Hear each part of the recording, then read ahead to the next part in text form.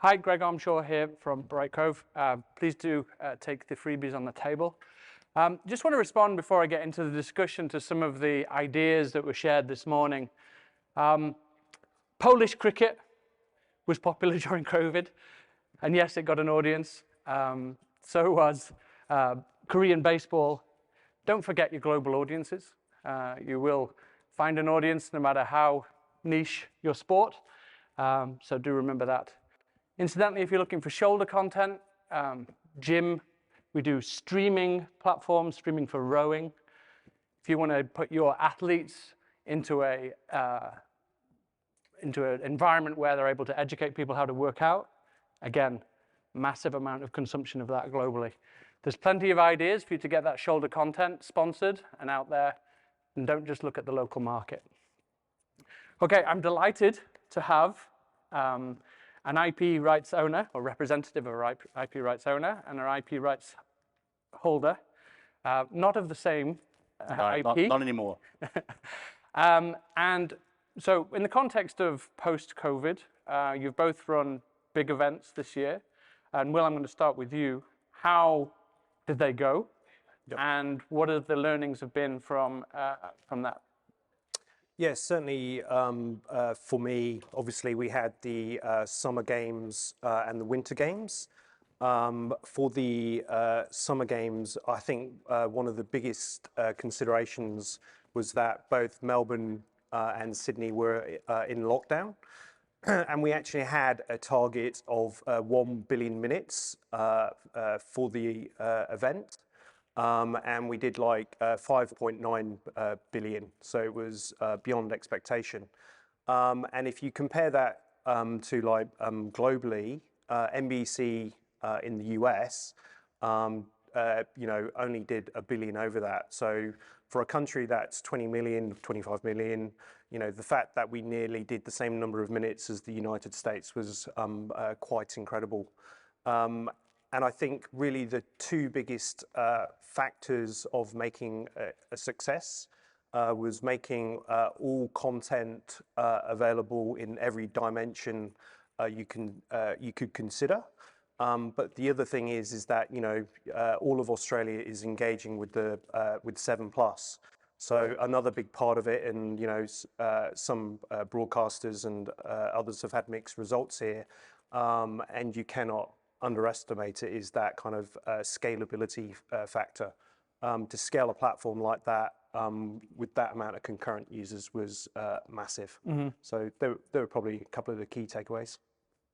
And then I think from Australian Open perspective, obviously the last 2 years have, like a lot of sports, had challenges, both getting people into the country, getting people sitting in stands. We had a challenge in 2021 where we had a cap, and then for 5 days we had nobody. So we had to make some interesting changes and challenges over those 24 hours. We introduced, fake audience to kind of enhance and promote our coverage. And then in 2022, we welcomed back fans, but then we also, as a lot of sports have found, that fans were a little bit hesitant to come back. We were coming back just as Omicron started to hit, so we took some significant hits in just people arriving, but also just our own teams as well. We were battling on a daily basis to actually even have enough people to get our broadcast out and get our production out. So it was a lot of who's available today, who's going to turn up today, who's in isolation, who's got COVID. So we had some challenges around that. Obviously, we were very much trying to protect the playing group. So if we look at 2021, for example, so the whole premise of what we did in 2021 was we were protecting the community from the playing group. In 2022, we were protecting the playing group from the community, because obviously we had Omicron going big, and we were trying to obviously ensure that we had a viable and continuing tournament. So that was one of our great challenges, and one of our logistics nightmare with moving people around the world. Getting in in 2021, we had chartered flights. In 2022, we had some more chartered flights. We had some. There was some incident or some situation with a tennis player that may have. There might have been something happened. So I didn't hear anything about. No, I didn't hear anything about that. So that might have happened. Sorry, just to mention, that's an episode of Border Security. Just if you're Well, interested. actually, well, talking of crossovers. So speaking to about Drive to Survive, we're actually the 7 tennis bodies are actually working with the same production company to do an equivalent, and you'll see that in 2023. But that was also an interesting, that was an interesting dynamic. But I think if, we look to the success, thanks to, if you look at 2022, there was Ash Barty, 4.9 million domestic views, gazillions of views, it feels like, on our social platforms. Moments of, Yvonne Goolagong-Cawley coming out, that's created moments that, Ash didn't know about, people were talking about. So, and even with what happened in the lead up to the tournament before we actually hit our first tennis ball, that brought an awareness and a conversation. So we were very much front and centre, both domestically and globally, in terms of what was happening. The world was very much watching Melbourne, and particularly the Australian Open during those first few days, and then through to, Ash winning, and then Rafa somehow with a broken body, winning the Australian Open Grand Slam, and then over the weekend with another broken body, and winning the French Open. Yeah, he's having anaesthetic in his foot. Yes. It's amazing. So my son's got massively into tennis since that. I'm not sure why, just this last year. So on that, in terms of, some of and that was the reason that he's into tennis now is because of the records being set. Yes. So key moments are obviously important. And what have you learned about the kind of audiences that we have now and how you need to respond to those key moments? I think really, and I'm going to go back to a few years ago. So I'm going to say it was 2016, 2017. There was a moment at the Hopman Cup in Perth, which kind of was a bit of a pivot for us and a massive eye-opener and a learning. Serena Williams was playing the Hopman Cup. She arrived the night before, and that morning during her first set, she actually asked for a cup of coffee.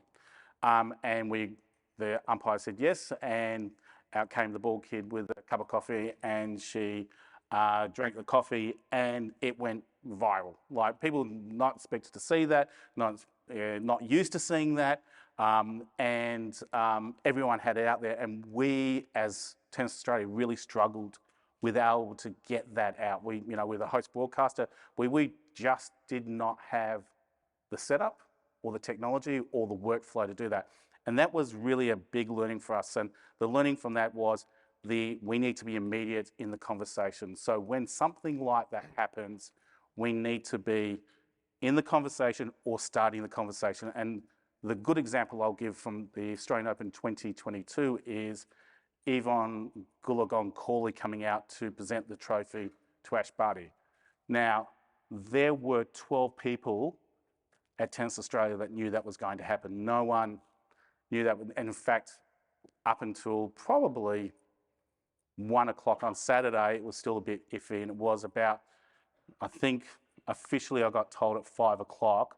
And then we did a bit of a scramble, and we created Project Eagle to kind of cover this whole thing. So we could have a conversation in rooms and no one knew what was happening.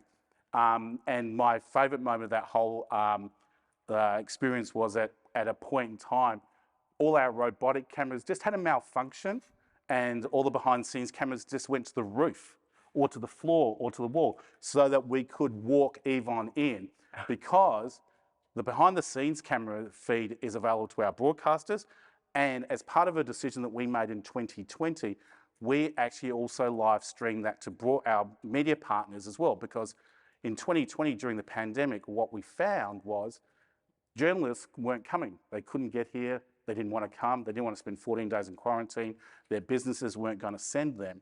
So we made available as a way of managing the narrative of our event to let them watch this. So they didn't have to rely on a domestic broadcaster. They didn't have to go searching for it. We said, here's all your courts, here's the behind the scenes. So obviously in this moment, we were trying to create this moment. So there was a malfunction for about 5 minutes while everything went, and we brought Yvonne into the building.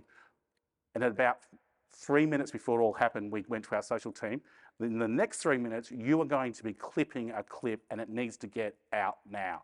So by the time Yvonne had walked up, was ready to present, we were ready to go.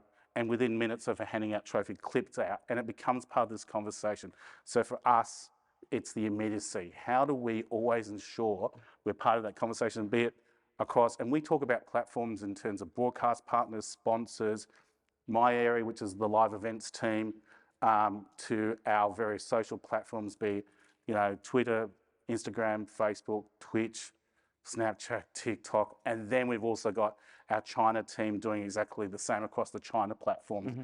And we talk about how do we get this out there so that we are part of the conversation, not just participating in it, but we lead it and start it. I think with the Serena one, didn't she lose to 0? So I think the line was she likes coffee with her bagels. Yeah, and the other interesting thing, which I always find amazing, and if you look at it on YouTube, there's quite an amazing moment, and I find this incredible with sports people, is that in the midst of all that, when she got given the coffee cup, she put a serviette around it. Now, either one or two things can go through your mind. She's an American who's used to being served scalding hot coffee, or she was really aware of the brand on the coffee cup and knew that someone's going to take a photo of that, and if I was that brand, I know what I'd be doing the next morning or later that day, publishing that. So I find they're in those moments, for particularly tennis players, very, very aware of their own brand as well as what's going on around them on a tennis court. So, Will, in the Olympics, you've clearly got no idea what's going to be popular, whether it's the live to VOD process is. Yeah, I mean that was absolutely critical for us, and you mentioned on the moments that matter. Obviously, Australia won a huge amount of gold medals, and the amount of moments we're going to have for the Commonwealth Games at the end of July, it's going to be a ridiculous amount of gold. And as an Englishman, that kind of pains me to say. But essentially during the Olympics, what was incredible is we actually did a lot of experimentation in terms of our pop-up channels. So obviously we had 30 plus live channels going at various stages. But in addition to that, we popped an additional 20 replay channels. And sometimes we were effectively, taking VOD assets, putting it up there to see how much engagement it was. Like we had an equestrian channel that had absolutely, massive amounts of minutes. But there was also the new sports that came in as well, such as climbing and that. And we spun up an action sports channel. And that had like BMX, skateboard, etc., and surfing, and it actually elongated the games. So we actually kept that channel up for an extra couple of months after the Olympics, and it was still getting significant, viewers during that time. But we also used it as a segue into the Winter Games. Mm-hmm. So we actually popped 10 channels. Leading into the Winter Games, and again, it got a good engagement. So, and I think that sets the scene in terms of in terms of the window of where the event is. Traditionally we'd look at the Com Games and think, oh well, that's in Birmingham in the UK. Mm-hmm. But I think now, because you've got a segment in the morning, some good big events in the evening. And between your mini matches and the various levels of that, the key moments, your replay channels. I mean, a lot of people will engage with those channels as if they're live anyway, which is also kind of incredible. So what you're saying is you're creating a channel from the VOD assets and you're able to, you have the technology to be able to spin that up quite quickly. So the opportunity cost is relatively low. And what happens if it doesn't work? So from the cost perspective, absolutely, we're able to spin up one of these channels within a couple of hours. And I told you the story before of someone over the weekend, a friend's daughter said, oh, it'd be great to have a horse channel. First thing Monday morning, we did it, and that was the equestrian channel, and that's how the idea kind of came up in the first place, even though she didn't watch it, but anyway. But Never trust. yeah, exactly. But the point being is that, like if something didn't work, we didn't necessarily take it down because it's such like low cost to run. Even if it got some engagement, that actually meant you were serving some audience within a niche sport. So it's about serving Australia really at the end of the day. Okay, that's wonderful to hear. Very altruistic kind of. Yes, as an Englishman, Yes. it pains me to say. So, I mean, on to the next question. How do you judge success in that situation? Is it? I know one of the members of your team from talking digitally on another experience was talking about the number of people they managed to get to sign into the app. Yes. Is it audience growth? Is it engagement? Is it first-party data? Is it revenue? Yeah, look, it's all of the above, really. I mean, we've grown our kind of, signed in users to 12.5 million users. We have enough understanding. We're putting in a heavy level of dynamic user experience and hyper-personalization now. So, we obviously recognize that serving the same experience, everyone, every day's kind of daily engagement is with kind of Netflix. So,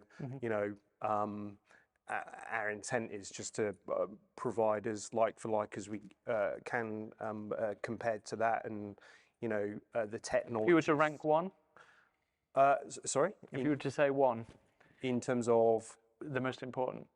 Oh, okay.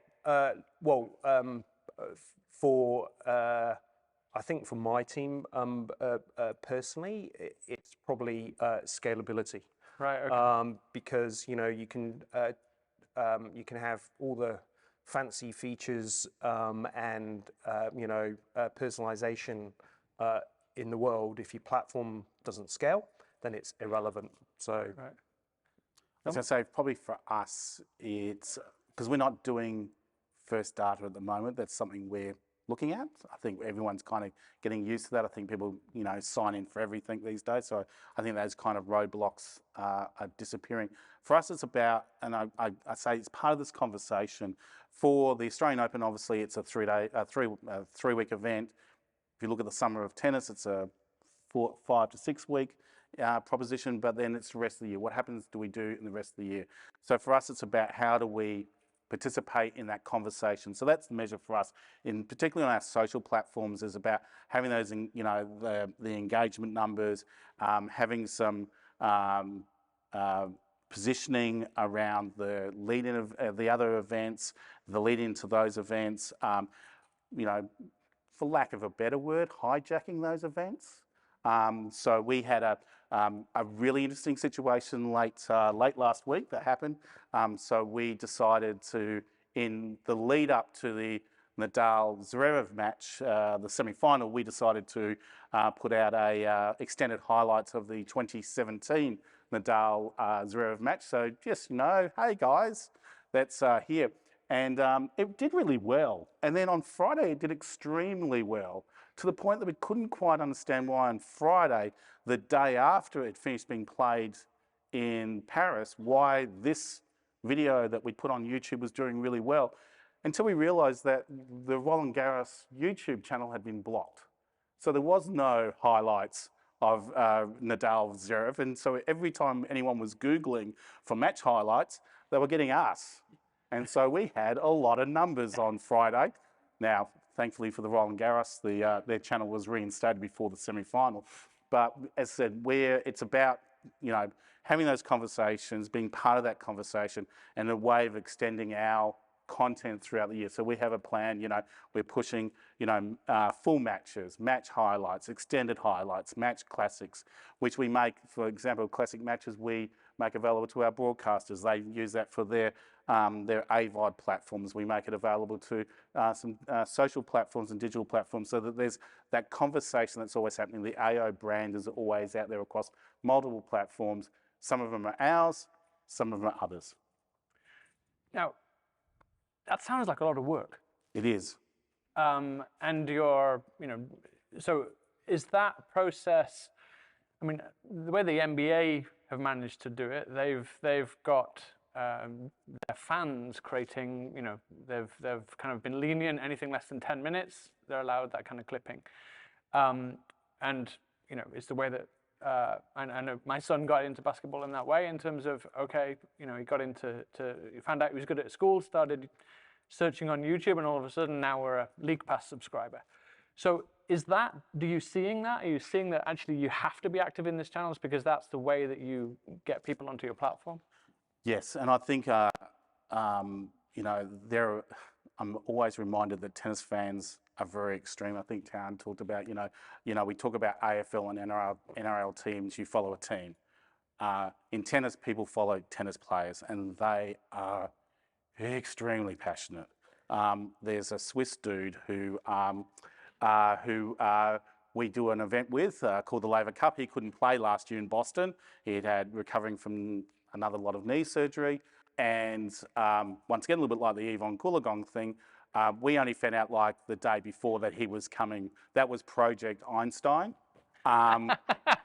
Because if you look up Swiss Genius, you get Einstein. So once again, we had a project name, so no one knew what we were talking about except for the people who knew.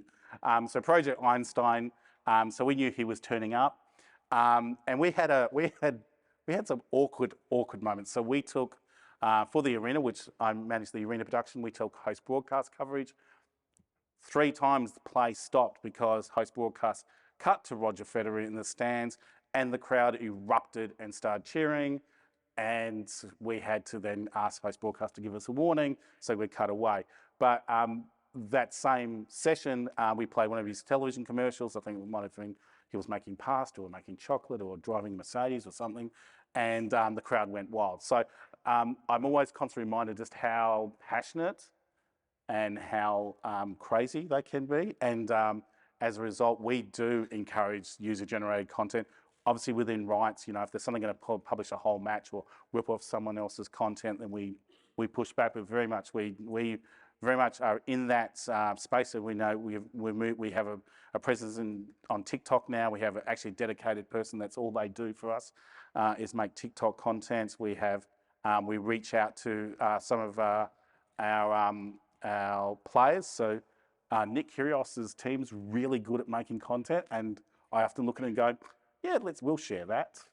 We'll use that. That looks really good. So pretty good at creating content. He's pretty good at creating a conversation one way or another. I actually have a lot of time for Nick. I think he's a very good, when he's a very good character for the sport. But he obviously also introduces some challenges, not so much for me, but our PR team. So we're talking about the superfan, Will. Yes, I've got plenty of those. We mentioned a question, and something, that actual example, what we've actually found is that, as I mentioned, we did leave that channel going, and we kept it up, and it was actually one of the best performing channels post games, and they would just watch and rewatch the various events. But to the point before, absolutely, you have to maximize every channel that you have, and also understand the growth channels like TikTok, and making sure you're there, making sure you've got the premium content engagement and all that sort of stuff.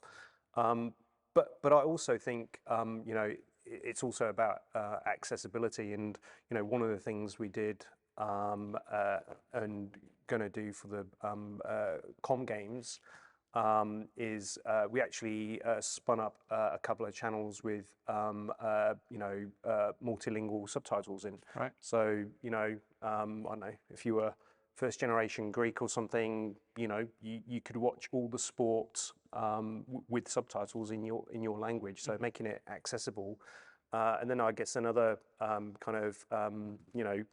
inclusive, just in terms of we've had a pop-up AFLW channel as well, Right. and we've made sure the main games have been there, sort of thing, each week and week out. And again, it's had absolutely And how are huge people engagement. discovering that? Is that because you're sharing about it on social? Is it discovery within the platform? I mean, it's multiple mechanisms, and that's some of that is to do with segmenting our audience and reaching out, with marketing messages and stuff like that. But also, we've got like 7 AFL, which has a massive following, and 7 Sport as well. So using those channels, but also surfacing when there's particular matches and that on as well. So and it brings in new audience into the platform as well that we can then re-engage with other content. So on digital, then clearly we've learned the fact that you've got infinite space, so you may as well use it. Yep. Once you're there, you need to tell people about it, maximize the moments, and leverage the superfan.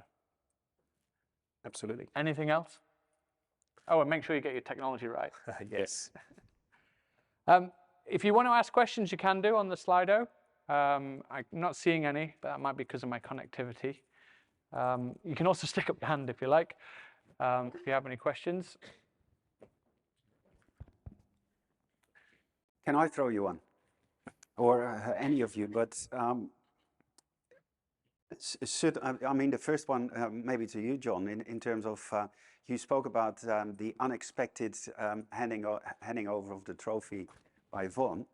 That was very unexpected. How did you guys deal with the unexpected, or was it unexpected, retirement of Ash Barty, and how devastating is that for probably the next 10 years? No. Sorry to ask that. I was waiting for the Serbian dude to come up as a question. Look, yeah. Quick. Answer, no, we weren't. But if you step back and look at moments, it's not surprising. I actually remember standing next to her manager after we gave her the trophy. I think she was doing like a 47,000th photo. And she just went, this is all a bit crazy and over the top. And knowing and having worked with Ash, I kind of went, yeah, this is. And Ash is very kind of, she's very reserved. And so, she's extremely humble. So I'm not surprised that she decided to go out on top. Yes, 4.9 million people watched the final in Australia online. It went, it's been one of our, biggest, social pieces. So yes, it leaves a massive hole. I mean, there are upcoming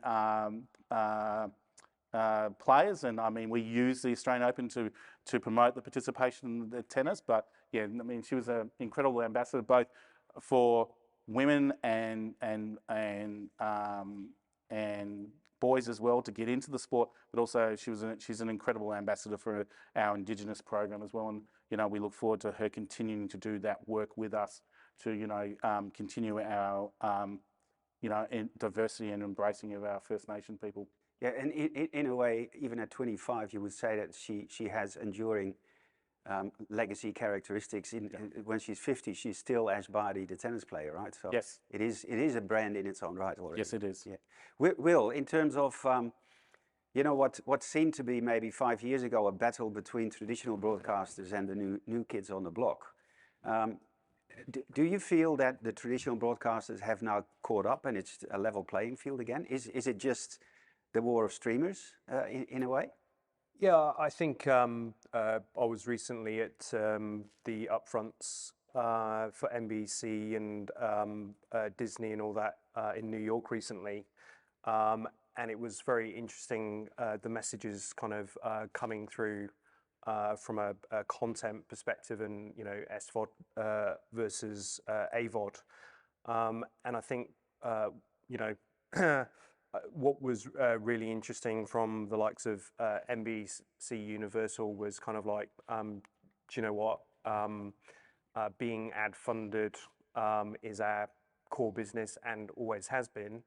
Where with for Disney and for Netflix, it's actually a pivot. So, you know, some of the SVODs have always said, you know, we're never going to look at that. We don't want to do that.